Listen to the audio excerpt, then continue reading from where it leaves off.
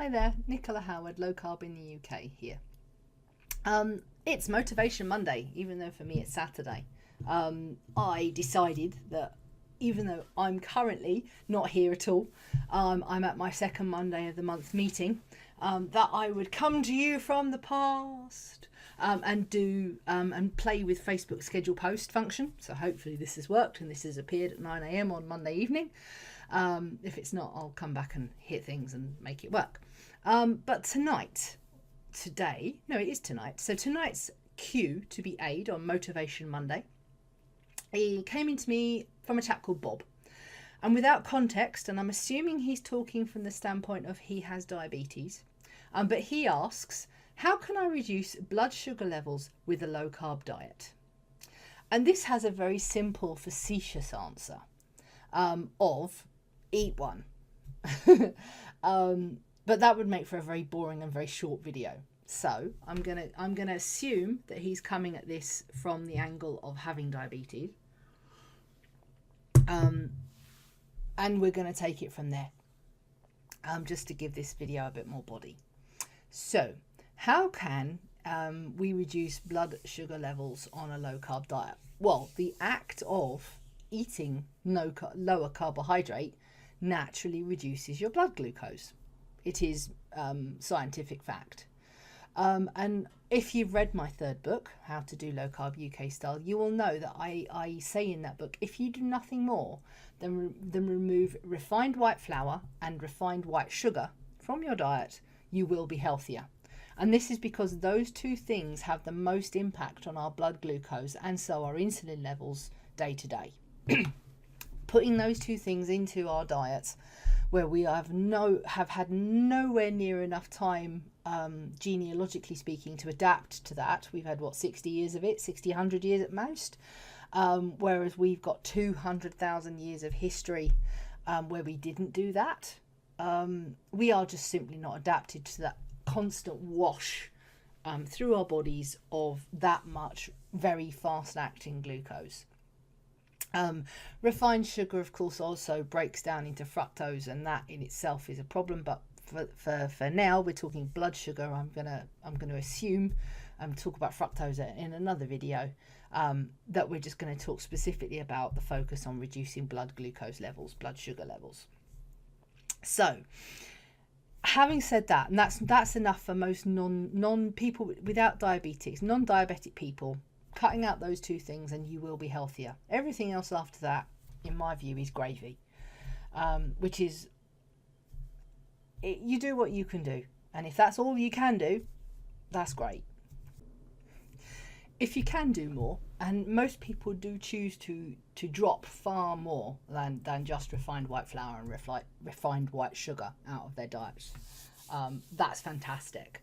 And also, if you're coming at this from the perspective of having diabetes, dropping out more than just refined white flour and refined white sugar. I cannot speak tonight. Let's try that again. Refined white flour and refined white sugar. If you are willing to go much further than that, you will get much better healthful results. So let's get down and dirty a little bit. So let's talk about why reducing blood glucose is a good move. Let's just get this out of the way so I can look at the cue and keep myself focused. Reducing blood sugar levels isn't okay. So the way that we've been taught to think about blood glucose is that we should keep it down at all costs. And it's that all costs that is actually the non-optimal part of that sentence.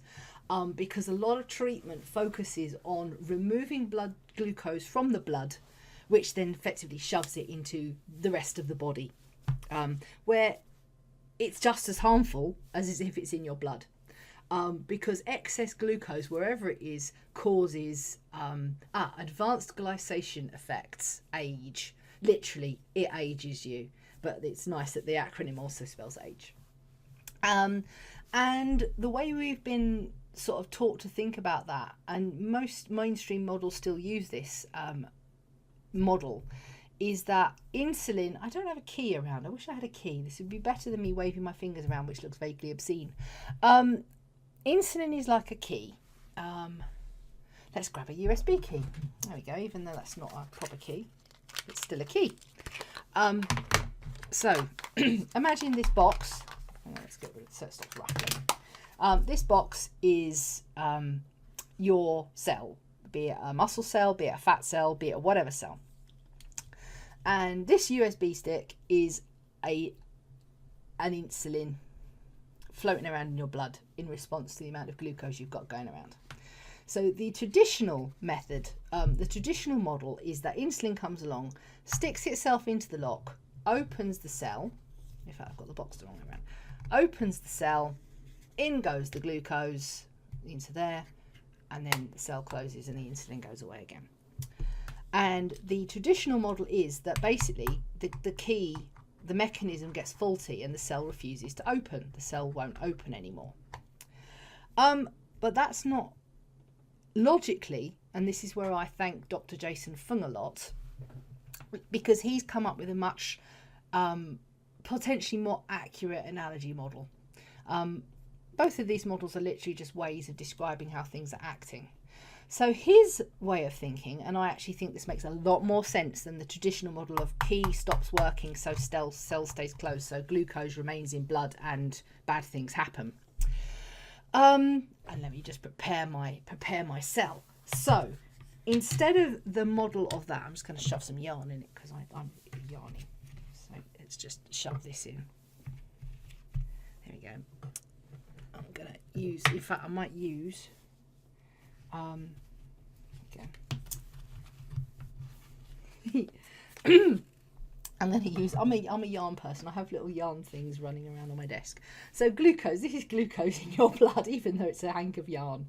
And so, of course, insulin comes along with the glucose to try and let it into the cell. But as you can see, the cell, even though glucose will open it, the cell is pretty full. In fact, this cell is full to bursting with glucose. And so this bit of glucose, however much it tries, it can't fit in the cell. In fact, that one's now left. And it's just so overstuffed that effectively glucose is still wandering around because it can't close, it can't get in anymore. Which is a much more, elegant, let's use this USB key instead, which is a much more elegant and I suspect truthful analogy than insulin cannot open the cell. Insulin can always open the cell. It's whether there is actually capacity inside the cell to put the glucose in it. And if you think about it, that makes a hell of a lot of sense if for the entirety of most of a person with diabetes life, they'll have been complying with the standard dietary advice, eating 60% of their calories from carbohydrate, the thing which causes the problem.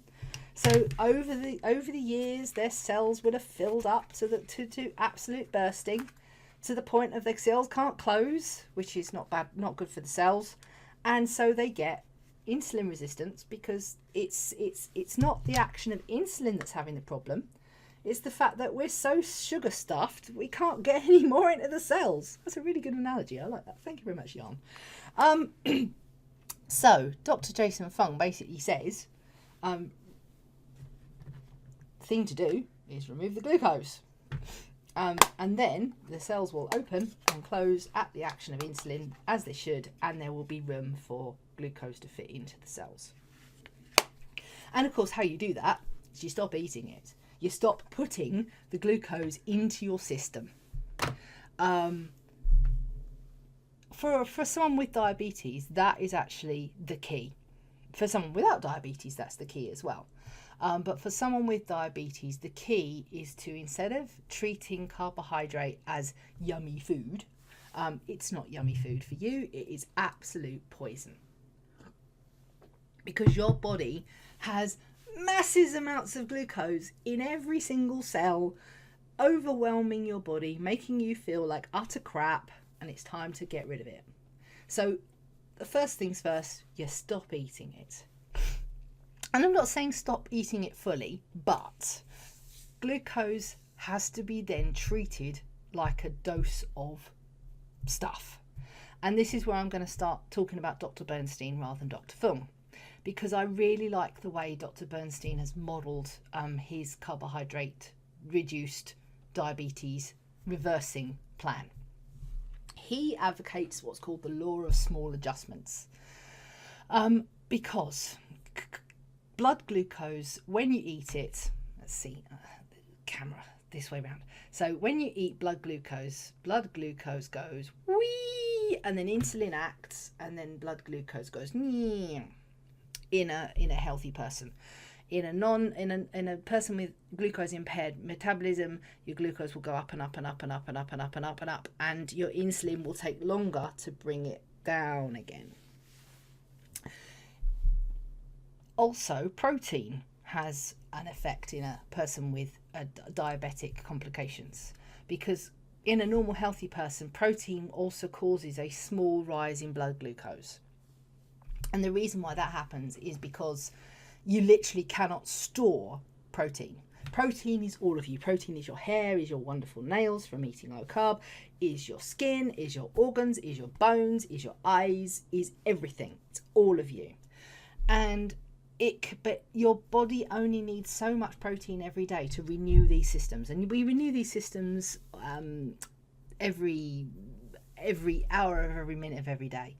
The oldest part of your body is 10 years old, and that's your bones. Most other things only last for about a year.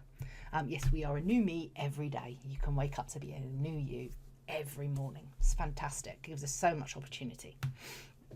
But if you eat more protein, that protein is converted into glucose, which is then processed by the normal glucose mechanisms, which is why it gives you a small rise in blood glucose, which of course is accompanied by a small rise in insulin. For a person without diabetes, that's not at all a problem. For a person with diabetes, that can be an issue.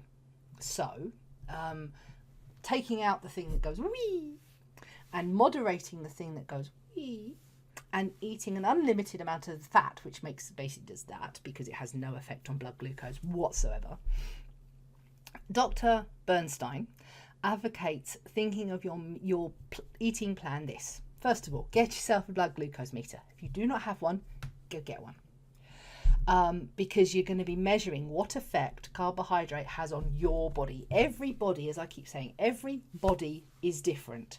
Some bodies are less tolerant, some bodies are more tolerant, some bodies will cope with a higher dose, some bodies will unfortunately cope with a lower dose. His doses, he recommends starting at 6 grams at breakfast of carbohydrate, not limiting protein or fat, unless by the end of this process, this testing process, you find you also need to limit protein. But he recommends that you start 6 grams of carbohydrate at breakfast, 12 grams of carbohydrate at lunch, 12 grams of carbohydrate at dinner, which adds up to 30 grams a day, no snacking, and measuring your blood glucose before you eat and 2 hours after you eat. That will then, and he recommends doing that, if I remember rightly, for a period of 2 weeks. That will immediately bring you down into quite sharp ketosis, because if you're going from a normal diet, normal level carb diet, to a 30 gram a day carbohydrate diet, that's going to potentially give you keto flu, which we can talk about another day. In fact, it will give you, there's no potentially, it will give you keto flu. But what it will also do is start to reverse the damage. It will start to take all that packed in glucose out of your cells, because if you aren't putting any in, there's no, it will finally start escaping, and your cells will end up with a nice amount of glucose in them. I do like that analogy. And having followed that for 2 weeks, see how you go. You can then play with that, and this is where he says the law of small adjustments. So this is why he actually advocates carrying around glucose tablets, because if you go a little bit low, take a glucose tablet, measure what impact that has on your blood glucose, so that you know that if you drop a point low, it takes some tablets, 2, 3, 1, 5, whatever for you, to bring it back up to that nice low basal of whatever your basal needs to be. And because we're in the UK,